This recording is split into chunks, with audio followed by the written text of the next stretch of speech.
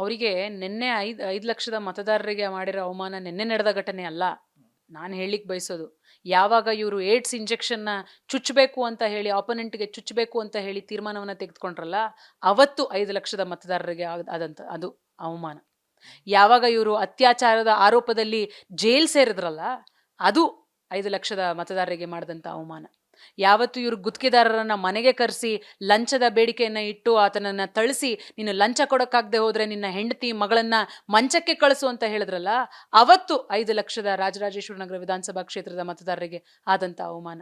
ಇವ್ರು ನಿನ್ನೆ ಏನು ಘಟನೆ ನಡೀತು, RSSಗೆ ಅವಮಾನ ಆಯ್ತು ಅಂತ ಏನು ಹೇಳ್ತಿದಾರಲ್ಲ, ಅವ್ರನ್ನ ದಯಮಾಡಿ ಹೋಗಿ ಕೇಳಿ, RSS ಬಗ್ಗೆ ಏನಾದ್ರೂ ತಿಳ್ಕೊಂಡಿದ್ದೀರಾ ಫಸ್ಟ್ ನೀವು? RSSನ ಇತಿಹಾಸ ಏನಾದ್ರೂ ಗೊತ್ತಿದೆಯಾ ಅಂತ?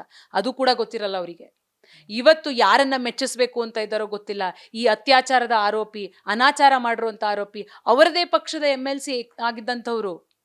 ಅವರು ಇವತ್ತು ಕೂಡ ಇನ್ನ BJP ಪಕ್ಷದಲ್ಲಿ ಇರುವಂತವ್ರು ಕೋರ್ಟ್ನಲ್ಲಿ ಇವ್ರ ವಿರುದ್ಧ ಇನ್ನೂ ಕೇಸ್ನ ಫೈಟ್ ಮಾಡ್ತಿದ್ದಾರೆ.